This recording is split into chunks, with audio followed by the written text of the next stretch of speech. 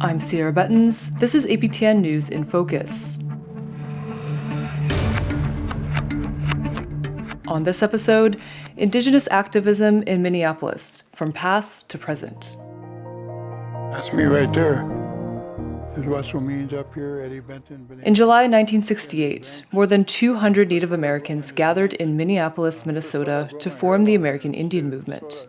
They wanted to advance their rights and fight systemic injustice. My name is Nigan Waywidun. I am the thunder before the storm. I'm founder and national director today of the American Indian Movement. I'm from the Oneida Nation in northern Minnesota. 1968, I was 32 years old. I was here in Minneapolis and we were canvassing all the Indian people that we knew of. There was no Indian centers, no programs where you could meet them. So we go knock on the door and then we tell them who we were. We're trying to start this new organization, but we needed their help. So we listened to issues dealing with housing, health, welfare, police brutality. We promised the people we're going to do something about that, but we need your help. Finally, on July 28, 1968, with no place to meet, we met an elder who let us use her upstairs to hold our meeting. 3 elders, Indian women from Red Lake, grabbed me by the shirt and pulled me over to the side and said, "We have a name." I said, "Well, what is it?" And she says, "AIM." I said, "What does that mean?" She said, "Well, you're aiming to do something about housing, you're aiming to do something about our lost children, you're aiming to do something about police brutality and the high school dropout rate, and that's why we wanted to use the name AIM." I said, "What does it mean?" It's the American Indian Movement. Today, AIM members are back on the streets of Minneapolis, fighting a new battle. They're patrolling the area and protecting community from the U.S. Immigration and Customs Enforcement, better known around the world as ICE. For many Native Americans, the fear of being racially profiled or unlawfully detained by ICE is palpable. In January, 4 Oglala Sioux members and 1 descendant of the Red Lake Nation were detained by ICE. Officers also arrested Sophie Watso, a Dakota woman, after they accused her of obstructing an ongoing investigation. What's she arrested for? What the f*** is the job? Get out of the road. You need to get out of the road. The man yelling in the video is trying to help his friend, a Native American woman being arrested by immigrations and customs enforcement agents, better known as ICE. Where's your dog? Where's your dog at? Last Wednesday, Sophie Watso was arrested and detained by ICE in Minnesota. My cousin had been taken by ICE. It's absurd that Indigenous people are being detained by ICE, which there's not one person who's more citizen than an Indigenous person on Turtle Island. But tribal nations are stepping up, with some issuing free or low-cost IDs to protect citizens. And back in Minneapolis, grassroots groups like the Indigenous Protector Movement, alongside AIM, are on the ground protecting community members. But how does Minneapolis's storied history of Indigenous activism connect to today's Native-led response to ICE? To get into that question, I'm joined by Heather Bruegl, a public historian, activist, and citizen of the Oneida Nation of Wisconsin. Heather, thanks so much for joining us. Yeah, thank you so much for having me. So to start this interview, let's go back in time to the late 60s. What was happening in Minneapolis leading up to the founding of the American Indian Movement in 1968? Oh gosh, so there was so much going on happening, whether it's in the United States or in Minneapolis. It all leads up to 1968 when the American Indian Movement is founded. But, you know, prior to that, you've got Indian removal that happened in 1956.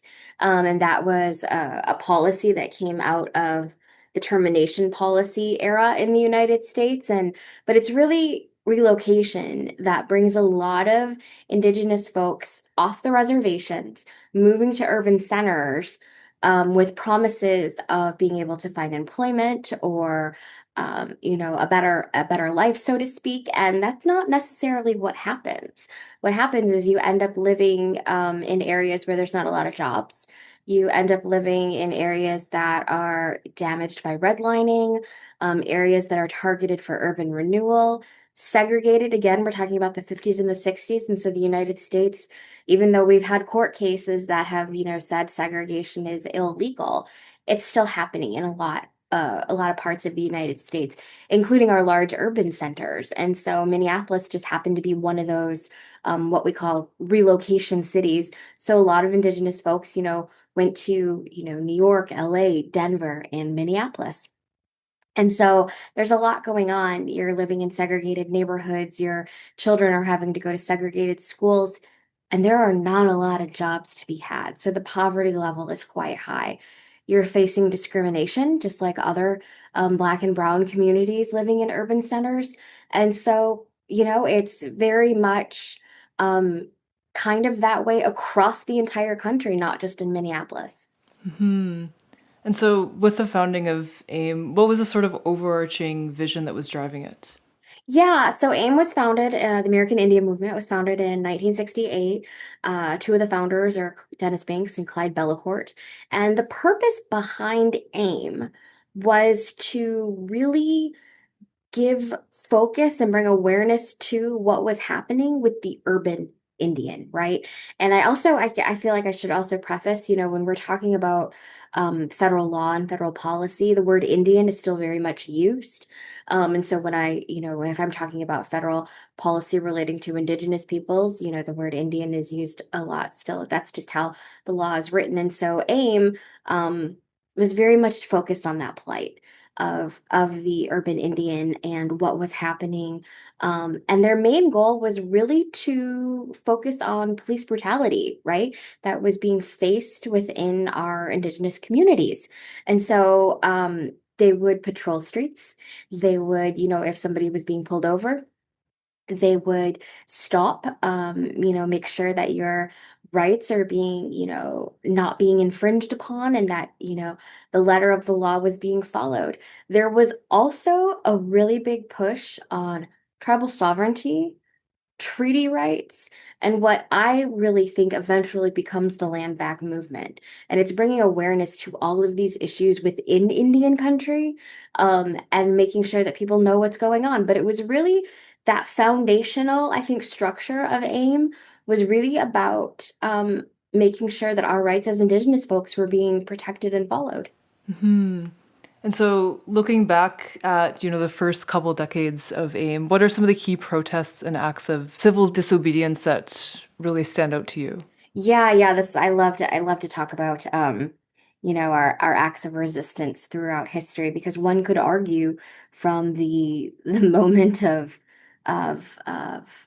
colonization, we were resisting, but when we really think to AIM and the movements that they were really good at, what they were really good to do with some of these larger movements was to bring media attention to it, and you bring media attention to these issues, to the movements itself, you bring attention to the issues. And so one of the main major acts of protest was the occupation of Alcatraz Island, home of a former prison in the United States where they sent the worst of the worst criminals. But by the time early 1960s, that prison was closed down and the land was just kind of sitting there, not really doing anything. And so there was, excuse me, a mass protest that lasted from 1969 until 1971. So we're talking about a number of years.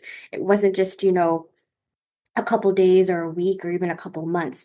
It was well over a year into this. And so what they did is they really brought awareness during that particular protest to the issues that were happening in Indian country, talking about the treaties that had never been followed up on by the United States government. Indigenous folks always held up their end of a treaty, and usually our end of a treaty was ceding land. And the United States, though, has never 300 treaties later, never fully upheld their end of the bargain. And so AIM was really bringing awareness to that. And, they wanted to make sure that people knew what was happening in Indian country. Another protest that I like to talk about is the Trail of Broken Treaties, where in its name really does talk about treaties in the United States. And Indian nations as sovereign nations. Treaties, I don't think people understand, are legal documents, and they're legal documents and agreements that can only be made between sovereign entities. And so if you're making a treaty with a tribal nation, you're in fact calling them sovereign. You're letting us know about our sovereignty and treating us as a separate nation. But that's not really how our system of government is set up when you think about it in terms of how tribal nations are treated under the federal government. But a treaty says that we are sovereign. And so the Trail of Broken Treaties, which happened in 1972, was a cross-country caravan where people were joining along the way, and ends in Washington, D.C. And it's really saying, hey, you guys are still not living up to your obligations. You're not living up to these treaties that you've made with us. It ends with the occupation of the Bureau of Indian Affairs building. There is some interaction with the White House and the Nixon administration. The Nixon administration really ends by saying that they're going to include Indigenous people in future negotiations, in future treaty negotiations, but treaties stopped being made with tribal nations in the late 1800s. So I'm not really sure, what they kind of meant by that. But it did bring awareness that treaties need to be enforced. I think one that a lot of people are familiar with is the occupation of Wounded Knee in 1973, which kind of calls back to the massacre of Wounded Knee, which happens in 1890. Wounded Knee is located on the Pine Ridge Reservation in South Dakota, and there was a lot that was happening around that time, and there was more calls for sovereignty, more calls for what I and others maybe now call the current land back movement, and saying, hey, we're sovereign entities. We have the right to self-determination and self-governance. We were here long before Europeans and other settlers came over. This land is ours. And so I think what AIM was really great at doing is using these large scale protests to bring awareness to issues within Indian country that I don't think people sitting in their living rooms every night knew about. And so that was one of the things that they were absolutely brilliant at being able to do.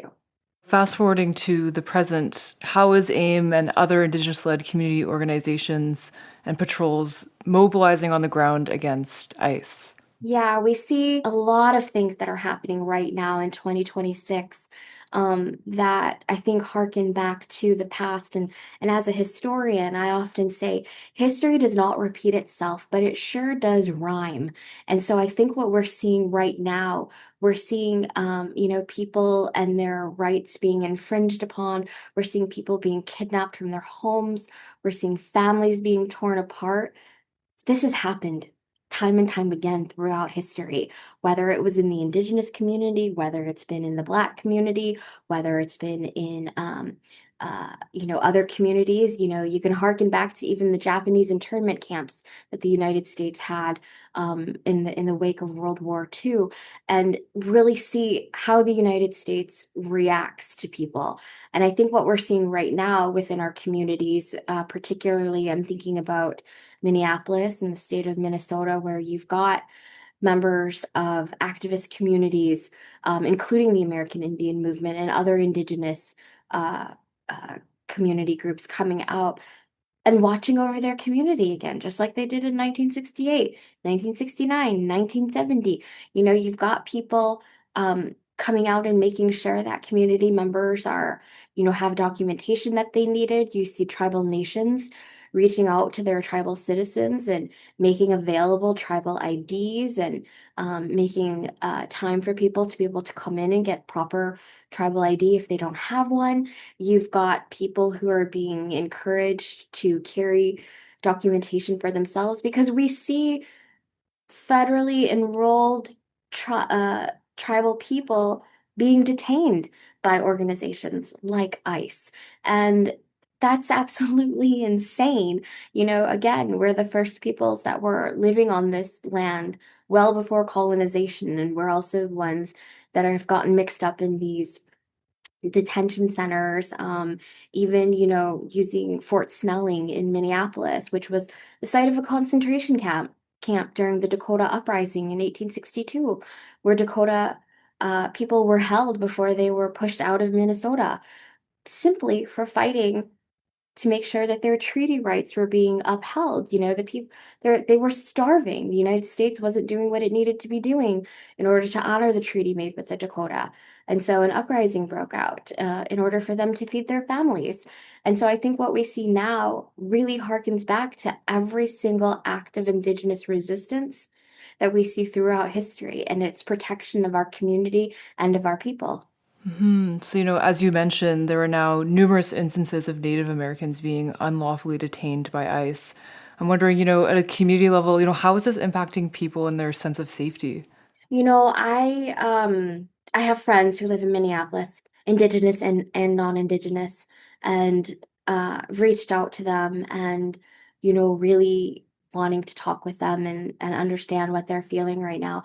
But even speaking from my own experience, I live in the Midwest. I live in the Detroit area, and it's a border town. I can, we can see Canada right across the Detroit River, and it's you know, um, makes me nervous. And I never thought I would live in a time where just because I'm an Indigenous person who does look Indigenous, I do have brown skin, um, would make me a target. And it's it's scary. It's very scary. I have, you know, wondered if I needed to start even carrying my birth certificate on me. I have a tribal ID and I do carry that. That's just part of my identification, but it it's a scary time to live in. And as a historian, if I even just take, just put my historian hat on, really looking at what I'm seeing now and going, gosh, it seems so familiar. Why does this seem familiar? It's because it's happened before. It's happened before in our country. People always tend to, want to look outside of the United States for examples, harkening back to the 1930s and 40s and even before that. We don't have to look outside of the United States for human rights violations. We have many of our own that have happened from the inception of this country. And for this to be happening in 2026, the year where the United States commemorates the founding, 250 years of this great American experiment that we talk about, and people's rights as citizens and stewards of this land are being challenged. US citizens are being killed at the hands of police force. We don't have to look farther than our own backyards to see that this has happened before. And so, I wanted to go back to kind of an earlier point that you were talking about kind of the solidarity. And I'm wondering, what is the role of unity and solidarity between different communities in the history of the American Indian movement, but also, as it's continuing today? Yeah, absolutely. That's a great question, and thank you for pointing that back out. I think Black and Brown communities have our histories have been intertwined since the beginning, right? Um, I've often said, that the United States is a country that was, built on stolen land on the backs of the enslaved. And so our histories have been entwined from the very, very start. And I think we can see instances throughout history where communities, Black and Brown communities, have come together to lean on each other and support each other. Through the Civil War era, where there were a number of tribal nations that were instrumental in the Underground Railroad, helping freedom seekers get north. We see that happening. We see this happening throughout the civil rights movements of the 1950s and 60s.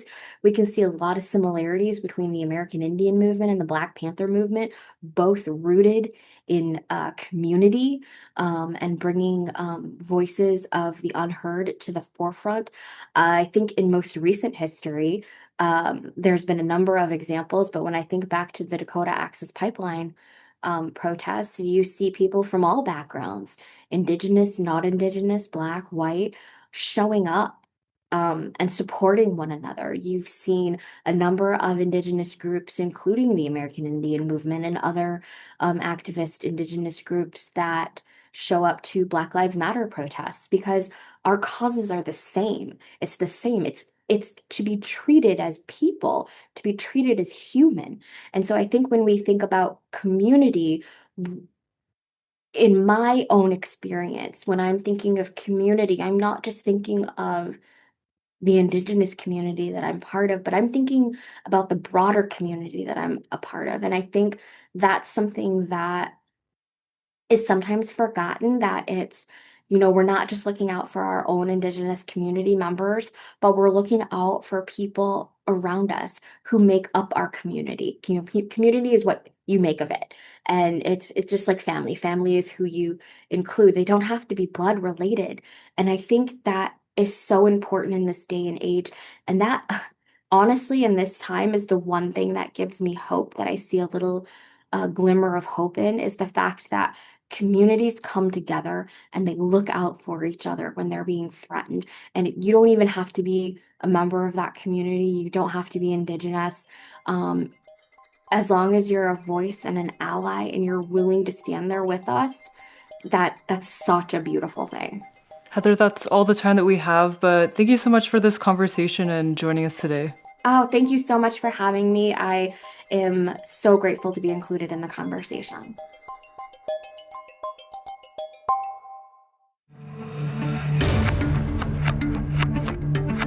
This episode was produced by Mark Blackburn and edited by Jesse Andrushko. Charmaine Straker is the executive producer of APTN News InFocus. We want to know if you're enjoying the show. Please leave a rating and review on your favorite player or email suggestions to infocus@aptn.ca. Also, give us a follow. It helps other people find the show. I'm Cierra Bettens. Thanks for listening. Talk to you next week.